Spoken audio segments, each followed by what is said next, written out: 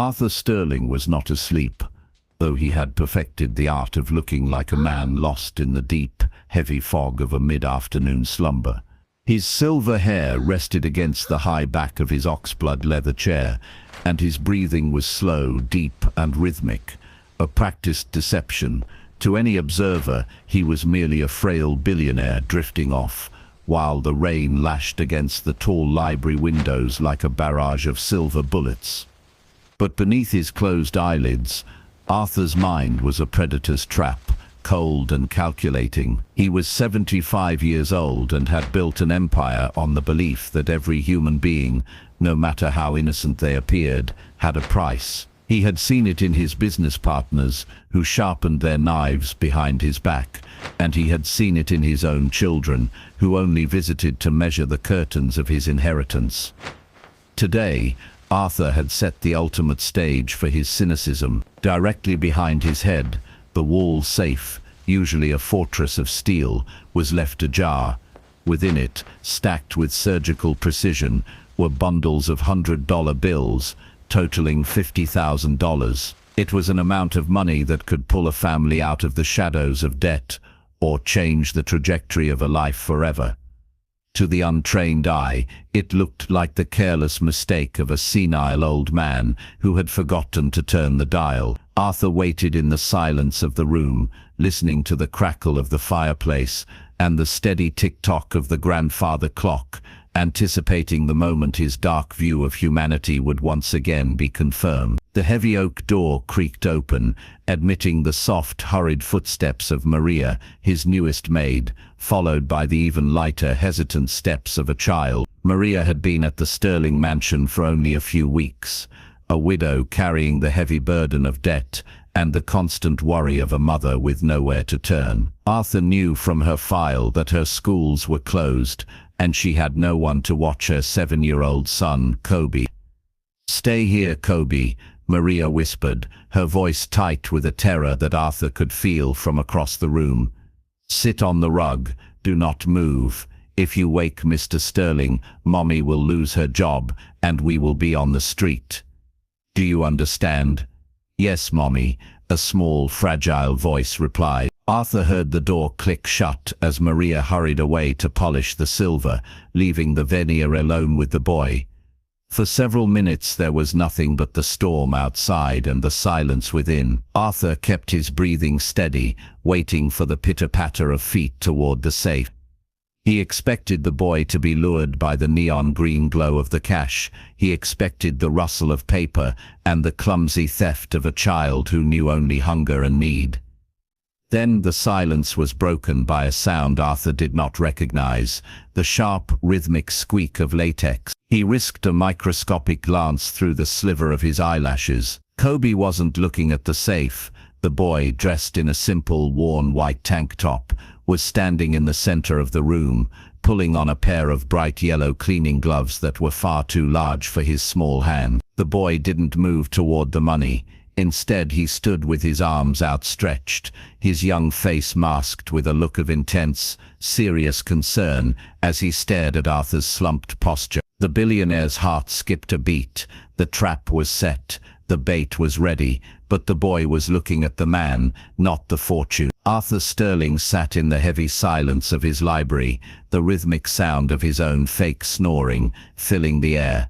But his mind was miles away, wandering through the cold, hollow corridors of his past. To the world he was a titan of industry, a man who had successfully conquered hotels, shipping lines and technology firms, until he sat atop a mountain of gold. He had everything a man could dream of, yet as he felt the draft from the large library windows, he realized he possessed absolutely nothing of substance. His wealth had become a fortress, but it was one that kept love out just as effectively as it kept his assets in. The bitterness that now defined him hadn't grown overnight.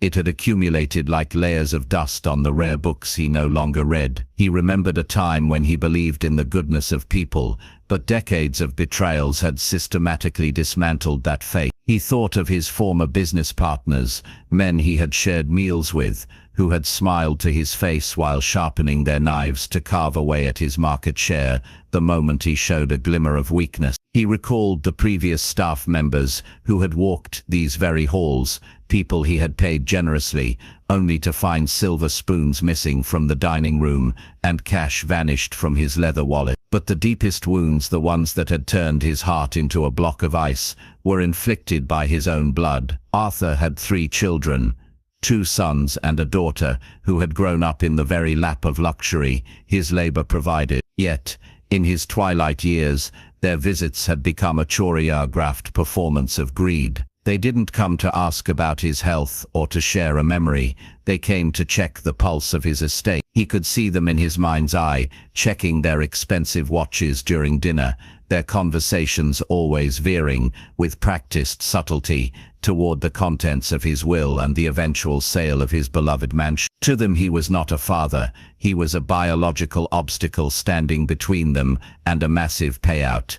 This was why he played these games. This was why he feigned sleep in the burgundy velvet of his armchair, dangling $50,000 like a lure in a dark pond. He wanted to prove that the world was as dark as he perceived it to be, that everyone, even a young mother like Maria or a child like Kobe, was just another person with a price tag. He held his breath, waiting for the pitter-patter of feet and the rustle of the envelope, ready to let the familiar sting of disappointment wash over him once more. He was a man who had reached the top of the mountain only to find it lonely, bitter, and entirely devoid of trust. The morning had begun with a desperate, hushed negotiation in the drafty service hallway, far from the polished marble of the main foyer.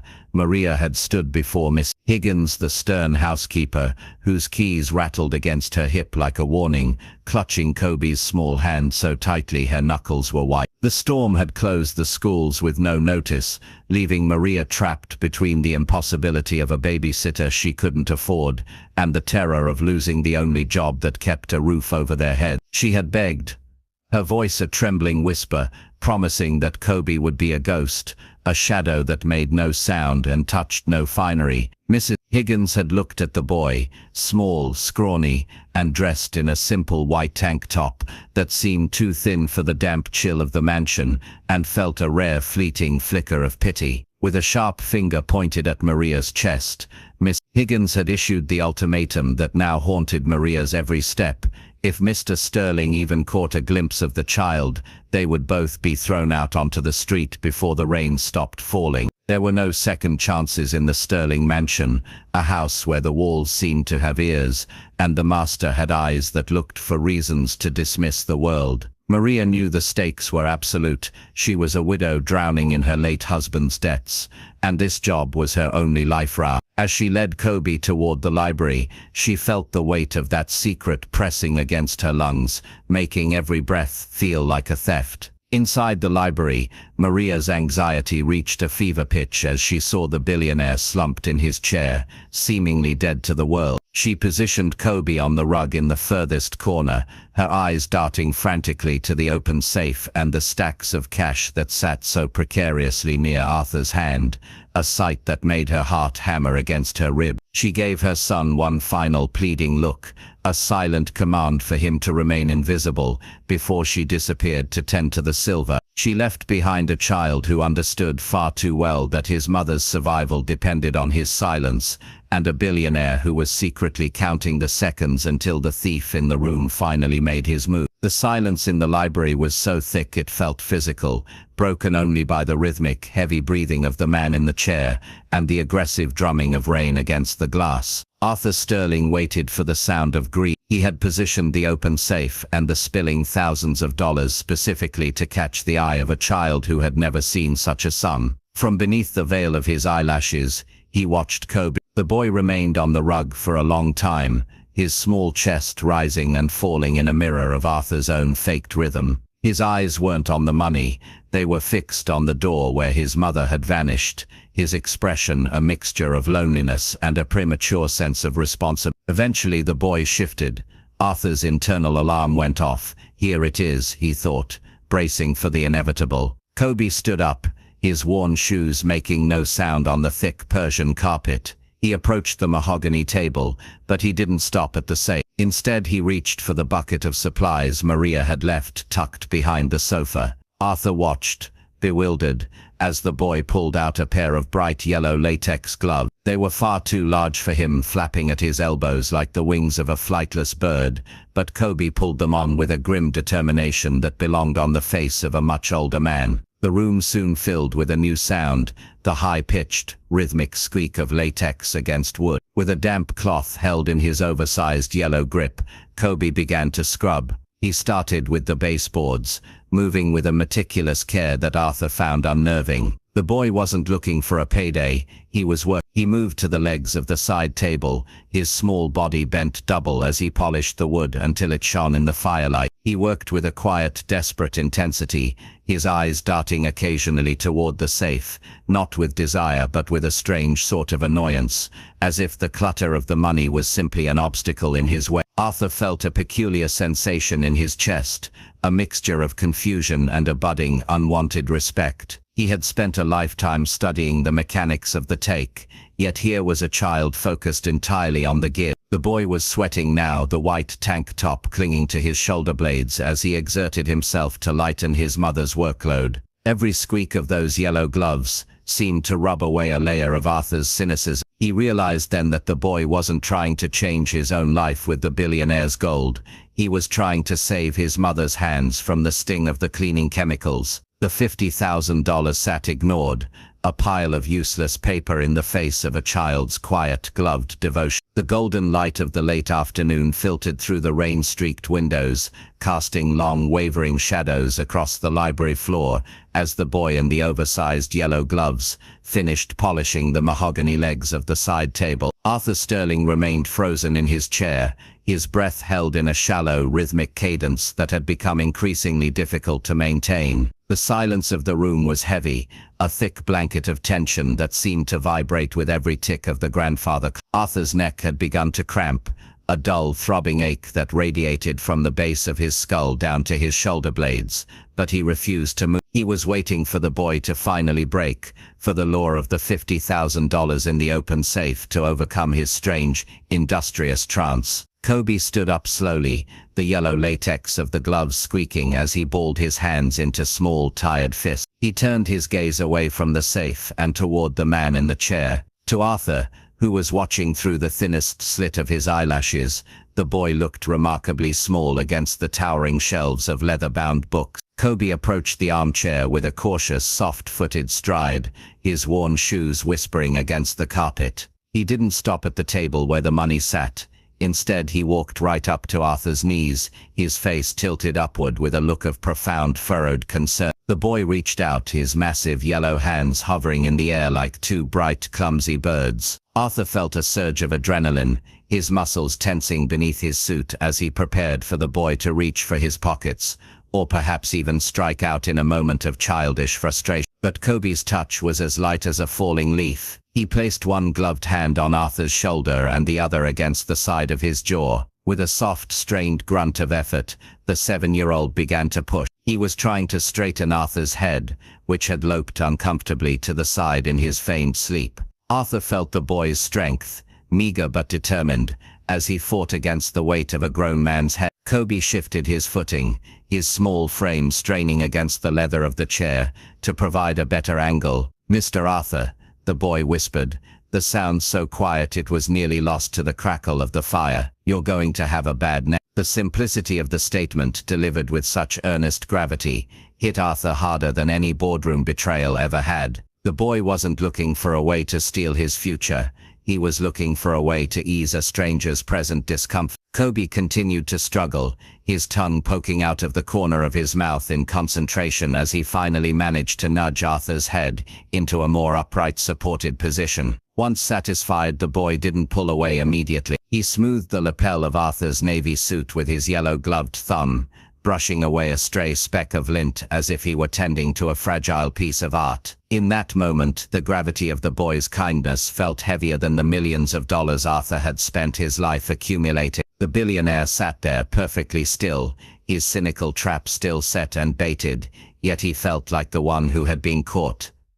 Arthur Sterling let out a sudden sharp groan, a theatrical rumble that vibrated through the leather of the armchair. He snapped his eyes open, his brow furrowing into a jagged line of silver hair and fury. He didn't look like a man who had just enjoyed a peaceful rest. He looked like a god of thunder awakened by a mortal's trespass. Beside him, Kobe flinched, his small body jerking backwards so violently, he nearly tripped over the cleaning bucket. The boy's eyes, wide and luminous with terror, darted from Arthur's face to the yellow-gloved hands he had just used to touch the billionaire's jaw. "What is the meaning of this?" Arthur boomed, his voice a gravelly roar that seemed to shake the very books on the shelves. He stood up, leaning heavily on his mahogany cane, looming over the child like a dark tower. He made sure his gaze fell pointedly on the open safe, then back to Kobe, his expression dripping with a calculated, biting suspicion. "I wake up to find a stranger's hands on me, in my private sanctuary.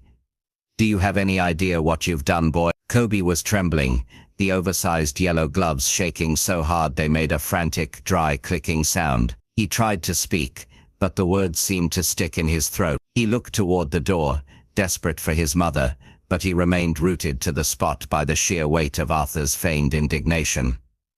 "I was just," Kobe stammered, his voice a mere thread of sound. "Your neck, sir.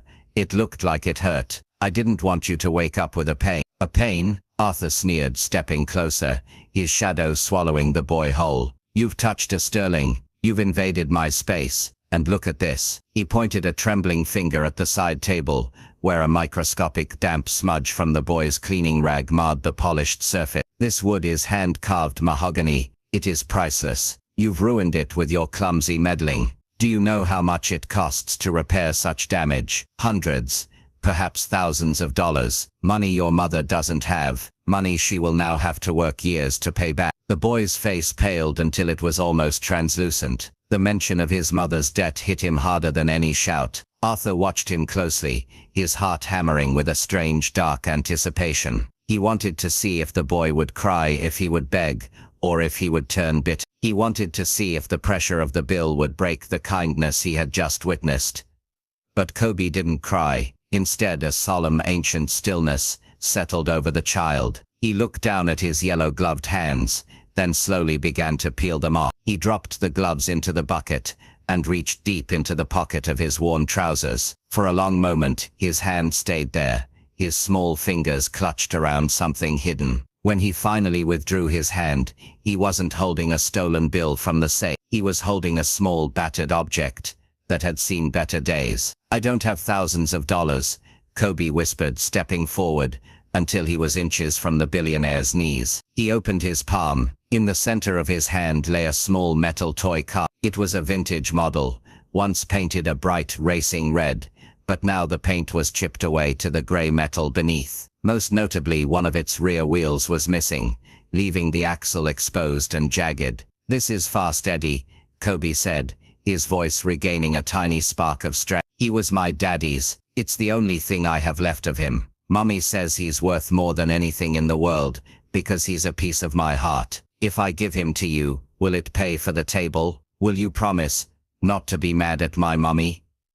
Arthur Sterling looked down at the three-wheeled car. He looked at the boy's trembling hand, offering up his most sacred treasure to atone for an act of pure grace. The room felt suddenly, suffocatingly cold. The $50,000 in the safe behind him seemed like nothing more than colorful trash compared to the weight of that broken piece of tin. The billionaire felt a sharp, agonizing crack in the center of his chest, a sensation of ice finally giving way to a flood of warmth he wasn't prepared for. He had set a trap for a thief, but he had found himself staring into the eyes of a kid. The silence that followed Kobe's offer was heavier than the storm outside. Arthur Sterling looked down at the small, battered toy car, resting in the boy's palm, and for the first time in 20 years, he felt the suffocating weight of his own wealth. The three-wheeled car was a pitiful thing, scarred by years of play, its red paint worn down to the dull gray of forgotten zinc.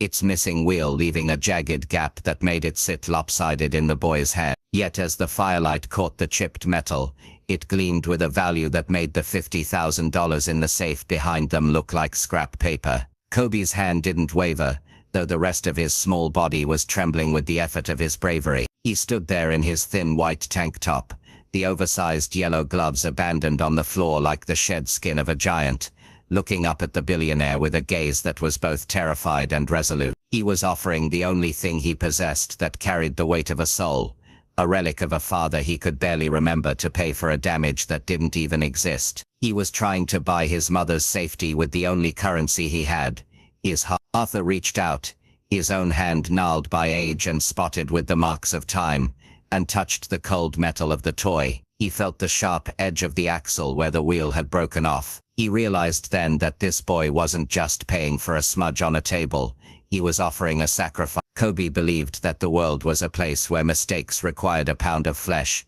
and he was willing to give up his best friend to protect the woman currently polishing silver in the other room. "Is it enough, sir?" Kobe whispered, his voice cracking. "Mommy says it's a treasure. It's the fastest car in the world, even with 3 wheels. I use my imagination for the 4th one. If you take it, will you be happy again?" The word happy struck Arthur like a physical blow. He looked around his vast library, at the first edition books no one read, the imported Italian velvet that was never sat upon, and the cold safe, full of paper that couldn't buy a single hour of genuine companionship. He looked at the boy who used his imagination to fix what was broken, and then he looked at himself.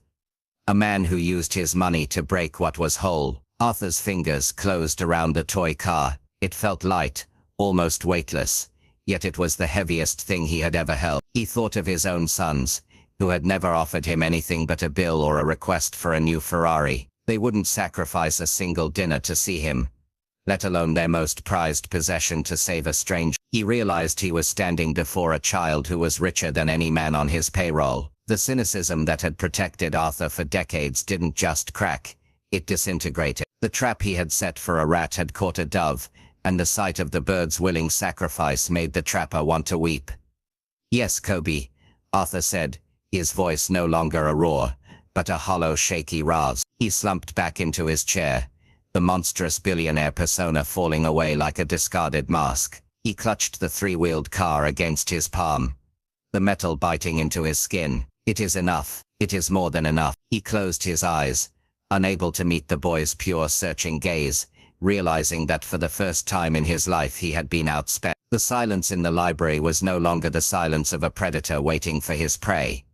It was the suffocating silence of a man drowning in the realization of his own poverty. Arthur Sterling sat in the burgundy velvet chair, clutching the 3-wheeled toy car so tightly the jagged metal axle bit into his palm. He looked at Kobe, who stood shivering in his thin tank top, and then he looked at the open safe. The $50,000 sat there cold and inanimate, a pile of green ink and dead paper that had failed to buy the one thing this 7-year-old child had just given away for free.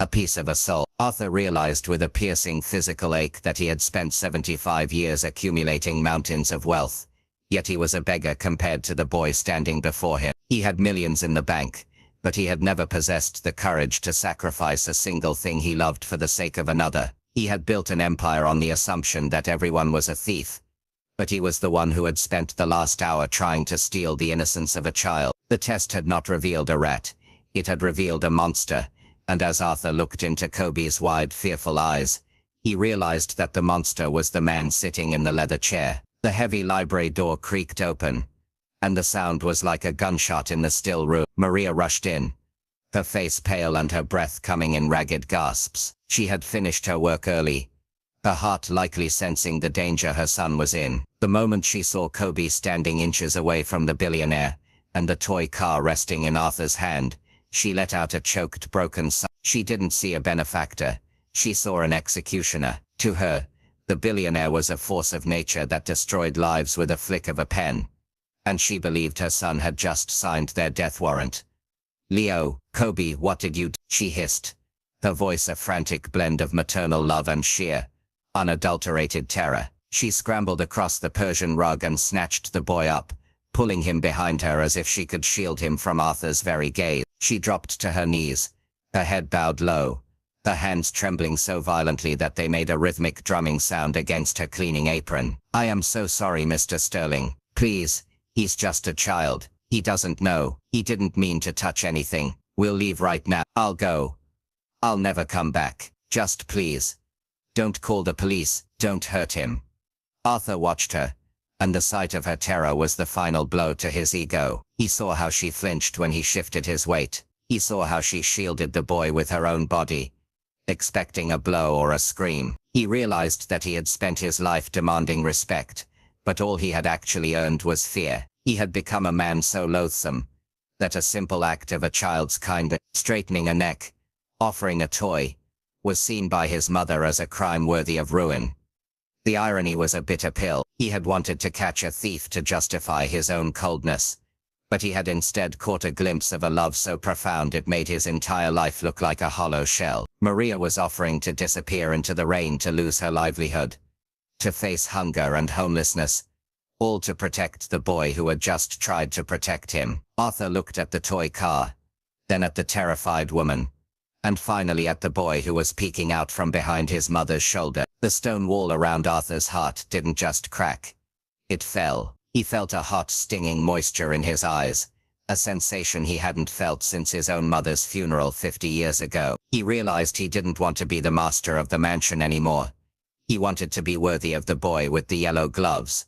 Arthur Sterling sat in the heavy silence of the library, the three-wheeled toy car still resting in his palm like a sacred relic. He looked at Maria, who was still trembling on the floor, and at Kobe, whose small face was a mask of brave confusion. The billionaire felt the weight of his navy suit, the weight of his millions, and the weight of the decades he had spent building a fortress of distrust. With a slow, deliberate movement that felt more like a prayer than an action, he reached into his breast pocket and pulled out the thick envelope containing the $50,000. He didn't throw it. He didn't wave it like a weapon. He leaned forward, his old joints complaining, and placed the money on the edge of the mahogany table, pushing it toward the mother and son. Maria's eyes went wide, her breath catching in a ragged sob as she pulled Kobe closer, shielding him as if the money were a trap. To her it was a bait that would lead to handcuffs. "Stand up, Maria," Arthur said. His voice was no longer a gravelly roar. It was a soft, broken whisper that seemed to carry the dust of 1,000 lonely nights. "Please, stand up. I am the only one in this room who should be on my knees." Maria hesitated, her eyes searching Arthur's face for the cruelty she was sure was hidden there, but she found only the wet, red-rimmed eyes of a man who had suddenly realized he was starving in a room full of gold. She stood slowly, keeping her hand firmly on Kobe's shoulder. "I wasn't asleep, Maria," Arthur confessed, looking down at the chipped red paint of Fast Eddie. "The safe, the money. It was a test. A cruel, bitter test designed by a man who thought everyone was as small-hearted as he was. I expected your son to take it. I wanted him to take it, just so I could be right about how ugly the world is." He looked at Kobe, his gaze softening into something like reverence. "But your son didn't see a safe. He saw a cold, lonely old man whose neck was hurting. He didn't want my money. He wanted me to be comfortable." Kobe stepped out from behind his mother, his gaze fixed on the toy car in Arthur's hand. "Are you still mad, sir?" "No, Kobe," Arthur replied, a single tear tracing a path through the deep lines on his cheek. "I am ashamed. I have all the money in the world, and yet I couldn't afford a single moment of the kindness you gave me for free." He picked up the envelope and held it out to Maria. "This is not a bribe. It is not charity. It is a back payment for a lesson I should have learned 70 years ago. Take it. Buy the boy a coat that fits. Buy yourself a home where you don't have to whisper." Maria reached out, her fingers brushing the paper with a tentative, disbelieving touch. "Mr. Sterling, I don't understand." "I am changing my will, Maria," Arthur said, standing up with a newfound strength in his posture. "But I am also changing my life. I have spent my time hiring lawyers to protect my assets and bodyguards to protect my person, but I never hired anyone to protect my soul." He turned his attention back to the boy in the tank top. "Kobe, I have a job for you, a real job. I want to hire you as my personal consultant of kindness. Your office will be this library. Your salary will be your education. Every book, every tutor, and every university tuition you will ever need, until you are a man." Kobe tilted his head, his brow furrowed in that serious, intense way Arthur had come to admire. "What do I have to do?" "You have to come here after school," Arthur said, a genuine smile finally breaking through the ice of his face. "You have to tell me if I'm being too grumpy. You have to remind me that the world isn't a trap. And most importantly," Arthur held out the toy car, returning it to Kobe's small waiting palm. You have to teach me how to use my imagination to fix the things that are broken, starting with me. The rain outside began to let up, a sliver of golden afternoon sun piercing through the clouds and hitting the library floor. Arthur watched as Kobe gripped Fast Eddie, the three-wheeled car that had just bought a billionaire his first real piece of peace. The test was over, the trap was dismantled, and for the first time in his life, Arthur Sterling felt like he was finally truly wealthy. 10 years had passed since the afternoon the rain drummed against the library windows, yet the air in the Sterling mansion felt entirely different. The heavy, moth-eaten velvet curtains that once kept the world at bay had long been replaced by sheer linen that allowed the morning sun to dance across the mahogany floors. The silence was no longer a suffocating shroud of distrust. It was a peaceful, living thing, occasionally broken by the sound of laughter or the soft turning of pages. Arthur Sterling had passed away 3 days ago, slipping away in the very same burgundy chair where he had once feigned sleep to test a child.